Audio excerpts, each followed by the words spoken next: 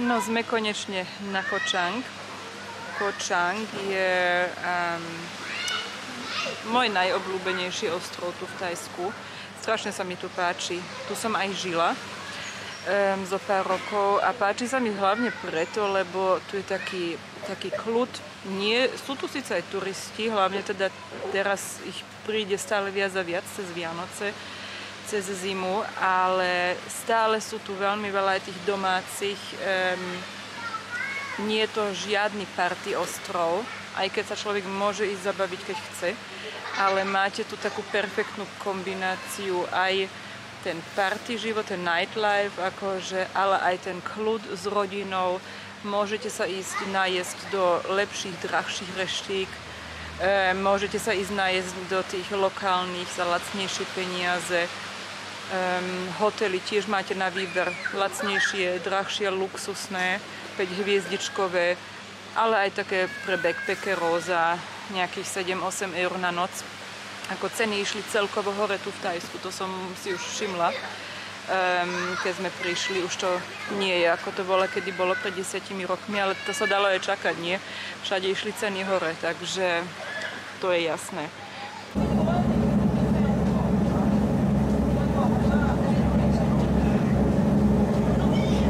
No a Koh Chang je ešte tak celkom blízko k Bangkoku, bližšie ako tie iné ostrovy, napríklad Koh Samui, čo je na južnej časti v Thajsku. Koh Chang je na východnej časti. Patrí to k provincii Trat a to už hraničí s Kambodžou. Tak preto sú tu aj na Koh Chang veľa Kambodžanov a Pon preto aj sem prišiel, keď bol mladší, teda on z Kambodže, keď odišiel, tak prišiel sem pracovať, lebo to mu bolo najbližšie. Zase dole, tie južné časti Phuket, aj Koh Samui, tam zase pracujú viacej ľudia z Birmy, Myanmaru teda, alebo z Malajzie.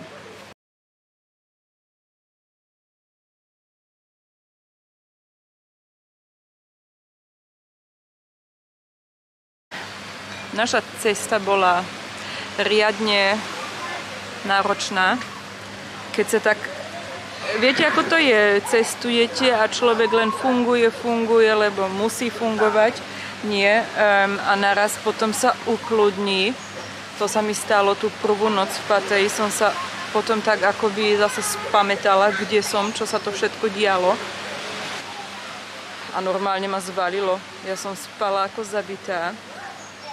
Normálne som bola tak strašne vyčerpaná, už tie dni pred letom, už som veľmi dobre nespala, hlavne tú jednu noc pred odletom, už som bola taká trošku nekľudná, hlavne kvôli tomu, že my tu ideme vybavovať doklady a sme si museli doniesť aj veľa dokumentov a furt som mala tak v hlave niečo, že či som na niečo nezabudla, či máme všetko. Proste toto boli také moje obavy. To, keď prídeš sem ako turista, tak to sa nemusíš skoro s ničím trápiť. To potrebuješ mať len platný cestovný pas a inak nič. Automaticky dostaneš 30-dňové vízum pri vchode, teda pri vstupe do krajine, teda keď vyjdeš z lietadla. No ale u nás to bolo také trošku napínavejšie, lebo my sme napríklad nemali ani spiatočné letenky, ani ich doteraz nemáme. A oni veľmi neradi púšťajú ľudí do Thajska, turistov, keď nemajú spiatočné letenky. Lebo sa toho obávajú, že tu zostanú potom a budú mať takzvané tie overstays, že príliš dlho im tu zostanú a proste budú mať s nimi potom komplikácií.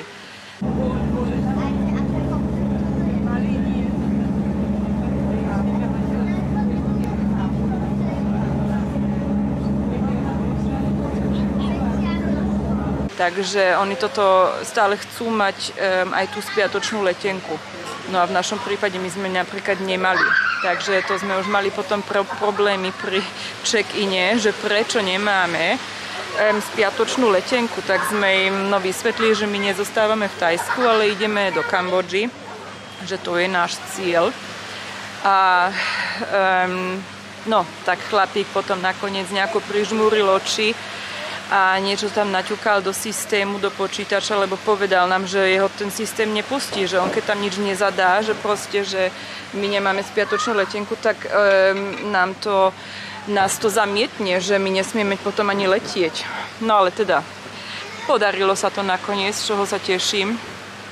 No a let ako tak bol napínavý. O 6 ráno, som ešte tak v polospánku, som pozrela na monitor a som videla na monitore napísané New Delhi, teda India. Som sa tak čudovala, prečo to tam je napísané, že New Delhi. Tak som si ale najskôr myslela, že akorát letíme nad New Delhi, ale monitory všetky boli vypnuté, teda len toto svietilo, New Delhi, nič druhé.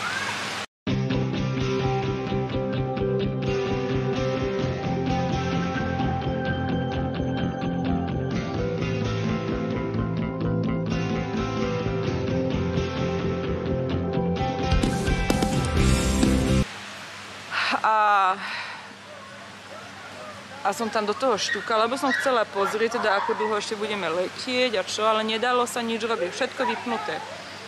Tak to bolo také čudné a potom sme sa zašli rozprávať a za mňou my Nemci, ktorí za nami sedeli, rozprávali, že niekto zrejme je chorý, potrebujeme rýchlo pristať. Teda núdzové pristátie je v Indii, lebo je nejaký núdzový stav. Niekto je proste chorý. No a ešte sme sa tak čudovali, že veď v poriadku, ale prečo nám to potom pilot nepovie, veď mohol by povedať normálne, že proste stalo sa niečo, niekto, ja neviem, trombózu či čo, musíme pristať, aby sme vedeli, na čom sme. Ale nič. No dobre. A sme potom naozaj prišli do New Delhi a tam sme sa potom dozvedeli, že na palube bol chlapík, Nemec, ktorý začal byť svoju manželku, Tajčanku, ktorý začal byť aj druhých pasažírov, ktorý tam začal rozbíjať nejaké sedačky a hádzať nejakými vecami okolo seba. Proste bol agresívny. A kvôli nemu, že sme teda museli medzi pristať. A keď sme potom prišli, tak hej, aj vojaci utekali do lietadla, schmatli ho a vytiahli ho von. My sme boli na dolnom poschodí, teda tej dolnej palube, alebo ako to mám nazvať, ale toto videli len kvôli tomu, že tu jeho manželku posadili k nám, aby bola od neho preč. No potom sme sa ešte neskôr aj dozvedeli, že sa snažil zapalovačom zapáliť deku.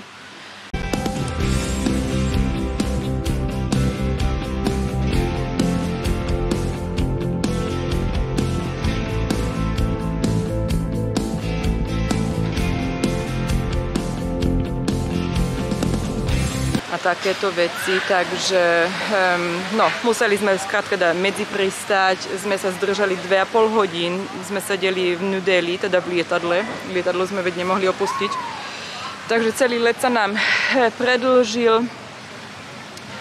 Nebolo to až také hrozné, ja som mala len také viacej obavy, hlavne aj kvôli Mie, lebo tá naozaj ako super vydržala v tej jej taštičke, aj keď som si ju brávala von, bola tak proste pod našimi sedačkami, tam ležala voľno, teda nie v tej taške, aj som ju mala na kolenách, už mi to potom bolo jedno a som mi sa hádam, veď mi nič nepovedia, keď mi povedia, že to nesmiem, tak v poriadku, ale musím povedať, že Lufthansa sú dosť kulantní voči týmto zvieratkám, ako naozaj fajn. Bolo to celkom príjemné, napriek tomu, že som sa tak obávala, či nebude kňučať, plakať, brešať, ale nič, ako fakt bola tichúčka, kľudná, spokojná, úplne fajn, som bola fakt rada. No a keď sme potom už vyšli von z letiska, tak na nás stále čakal taxikár, napriek tomu, že sme sa teda zdržali 2,5 hodín. A ešte potom sme skoro 2 hodiny boli v karanténe kvôli Mii. Zvieratá, proste ešte papierovačky sme museli vybavovať a pes tam musí stále zostať takú 3/4 hodinu ešte v karanténe. Ono to nebolo tak, že nám ju zobrali, my sme boli s ňou celý čas, sme sedeli spolu aj s tým policajtom v tej miestnosti, sme sa s ním rozprávali. vyplňali tie doklady a trvalo to skoro 2 hodiny. Takže celkovo, lebo ono to je v Thajsku trošku iné, tu ten čas je to tlačivo, ja by som ho vyplnila asi za 1 minútu a ona to potrebovala asi takých 15 minút. Proste oni majú na všetko brutálne veľa času, čo je veľmi príjemné v niektorých situáciách, ale niekedy to môže byť aj strašne otravné. Takže, no a tak do Pattaji sme sa dostali až, tuším, o 11. na miesto o 7. Mali sme prísť okolo 7. Nakoniec sme prišli až o 11. Ako som hovorila, ja som potom bola už úplne zničená. Ja som sa ešte najedla, padla do posteli a už mi stačilo.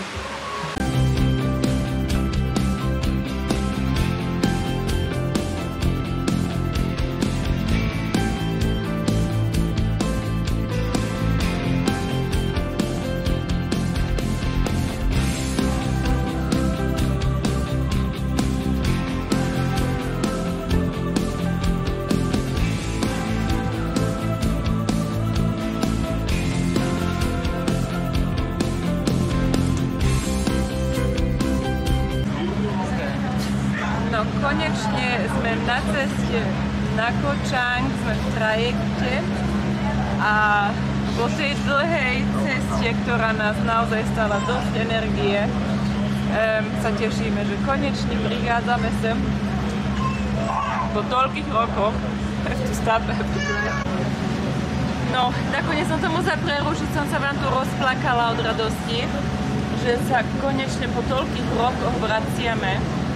U mňa sú to 10 rokov, ponad 5 a radosť, jednoducho naozaj tak sa tešíme a teším sa, že vám budem môcť naďalej teraz ešte ukazovať ďalšie krásne zábery a že vás môžeme zobrať so sebou na našu cestu po Thajsku a po Kambodži. Dobre, ideme už vystúpiť, lebo už sa blížime. Ukáž, už sa blížime.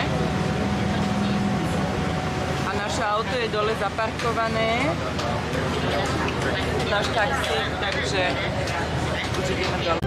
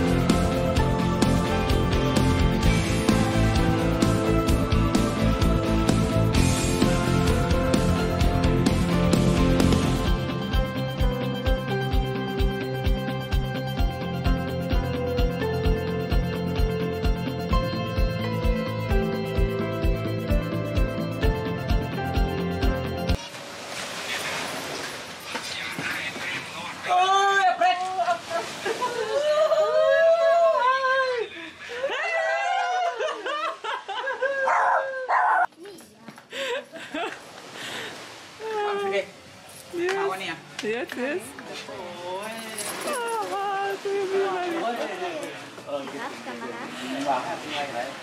Kamarad, šéf bývalý.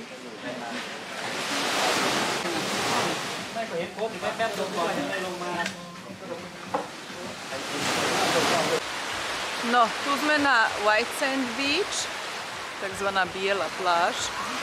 To je hlavný úsek na Koh Chang, hlavná časť, taká najturistickejšia.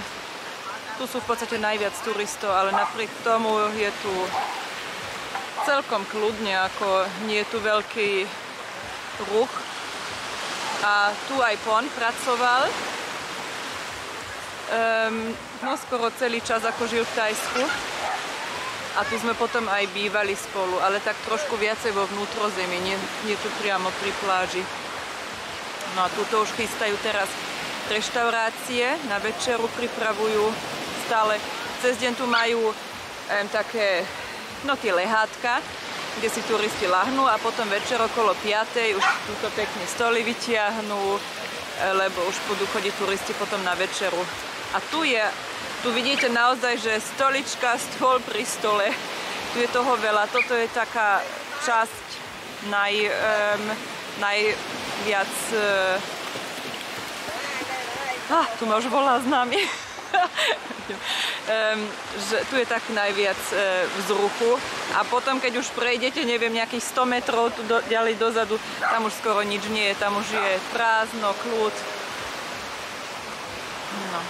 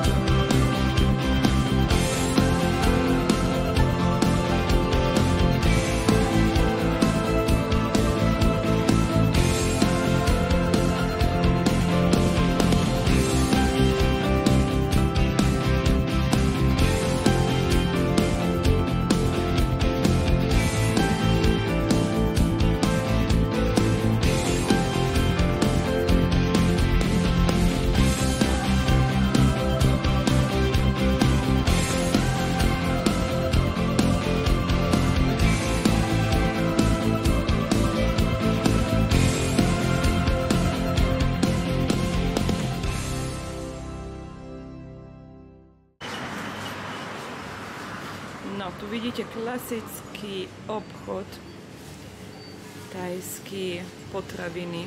Aha, tu majú orechy. To sú arašídy. Hľadám kešu orechy. Tu sú kešu orechy. Ale aj... nevidím cenu. Aha, toto je cena. 300 bát. To sú 9 eur, 8 eur. A to je kilo. To je kilový balík toto. A beriem aj arašídy. Tie stoja 3 eur, nejaké 3 eur a 2,50. To vychádza asi tiež kilový balík. Na moje omáčky. Aj tu sú ešte kešu. A tu sú lacnejšie. Tu sú zlomky. Tak tieto sú ešte lacnejšie. Tak tie zlomky sú výborné. Stále sú lacnejšie ako celé. A na mixovanie úplne stačia. Na čo by ste zbytočne kupovali celé, keď ich aj tak rozmixujete. No, takže to zoberieme.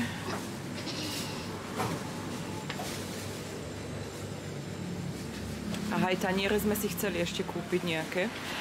Budeme si musieť takéto plastové, aspoň 3 taniere kúpiť, aj nejaký príbor, lebo nemáme v ničom si pripravovať jedlo asi ho a jesť a nechcem furt tie jednorázové ich používať. Ako toto mi tu veľmi vadí, tieto všetky plasty, lebo oni naozaj ich všetko jedlo, omáčky, polievky, oni všetko, dokonca nápoje balia do plastov, do igelitkách. A toľko smetí už nám teraz vzniklo, lebo tieto plastové príbory nám stále dávajú ku všetkému. Je to brutálne. Ako toto mi veľmi vadí. Ale ešte sme sa nestihli tu zorganizovať veľmi. Takže nemali sme ešte na výber. Sme tu teraz len druhý deň, takže teraz pomaličky sa tu zorganizujeme. Si kúpime takto aspoň tie 3 tanieriky, každý jeden príbor, aby sme to mohli aj so sebou nosiť, keď budeme cestovať. A aby sme sa tomuto mohli trošku vyhnúť týmto plastom.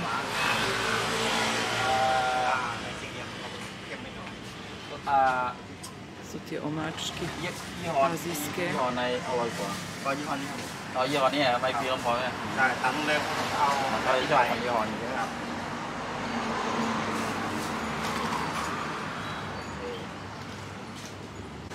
Nha, mũ 3 cân cรึ่ng kilo. Tuto hlíba. Tie druhé veci neviem ani povedať, ako sa to volá. Aj toto sú nejaké huby. Taká klasická zelenina. Myslím, že to je okrál, nie som si istá. Toto je azijský zázvor. Teda thajský zázvor. Vidíte, trošku iná farba. A toto je brutálne chutné. Čo si myslíte?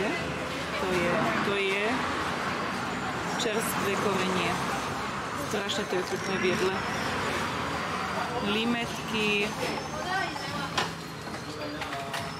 Limetkové listy.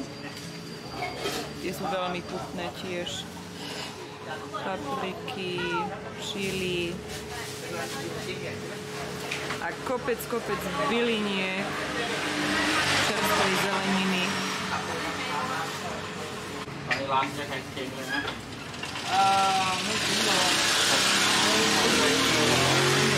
Con nuôi béo có gì?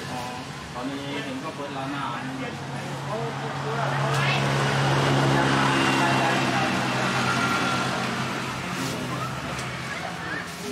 ใช่ตอนนี้ผมทำร้านเจ๊ไก่คนร้านแต่ก็กินดีครับเขาก็ใจดี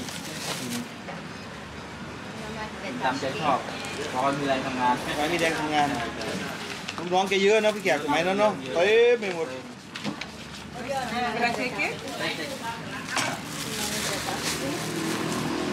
ขอให้ก่อนอันตราย ผมไปชอบมะพร้าวร้อนเลยไม่มีมิตร ชอบครับ ซื้อใหญ่ไปกลัวไงเล็กหน่อยครับ เท่าไรนะพี่กินพี่เขียนยัง140เขียนแล้วใช่140ไหม ใช่140ไหม140ไหมI don't know. โอเค No a tu sme v Makro. Niečo ako Tesco. To je riadny výber. Také pána.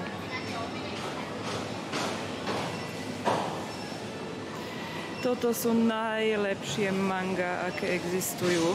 Tie u nás nepredávajú, lebo oni sa strašne rýchle dotlačia, akože skazia. Sú veľmi citlivé. Tak u nás sa predávajú takéto podobné. A no, je to veľký rozdiel. A toto je, počkajte, ako sa toto volá? Už som aj zabudla, tuším longkan. To je brutálne chutné ovocie. Také strašne sladunké. Lomjaj, mignon. To je strašne výborné.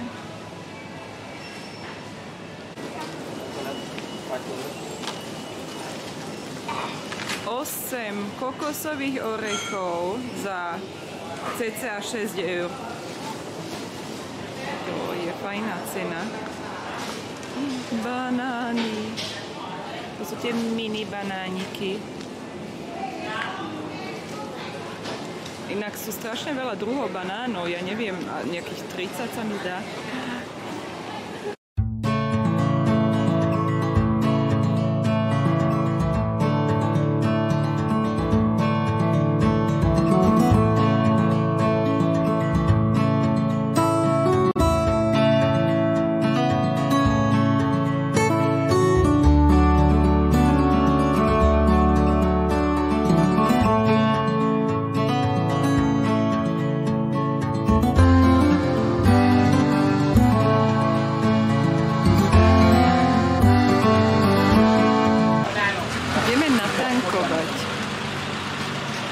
Čakajte, ukážem vám, ako sa tu tankuje.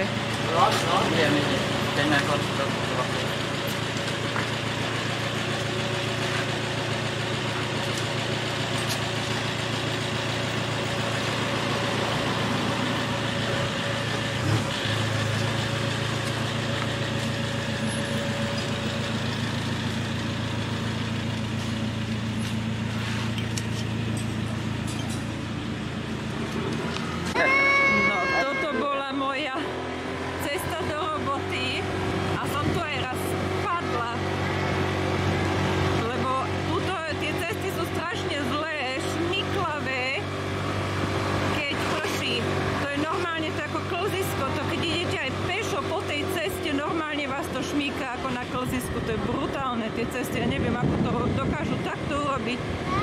A tu som aj drisla raz riadne, no a to som išla úplne pomaličky. No, viackrát som padla už na tých motorkách.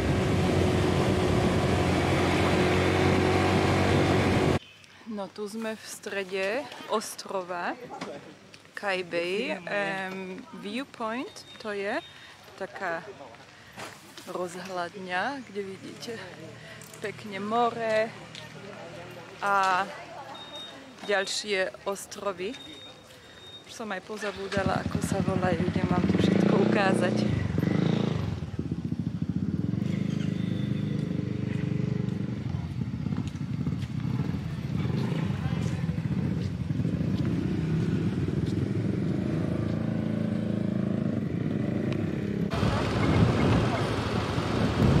No, tu teraz uvidíte smrteľnú zákrutu. Nič sa nestane. Neboj sa, nič sa nestane, Ocko ide pomaličky. Úplne najpomalšie. Tejto zákruty sa všetci turisti boja, keď jazdia. Je brutálna a každý rok tu umrie aspoň 5 turistov. Ale väčšinou sú to také prípady Rusi, opití, keď sa vracajú z nejakej party, tak no, alebo si aj cez deň vypijú a sa vyberú na druhý koniec ostrova a potom tuto si ukončia dovolenku. Takže hej, tuto väčšinou len turisti padajú, domáci nie. Domáci vedia, ako tam majú jazdiť a sú dosť opatrní na tých motorkách.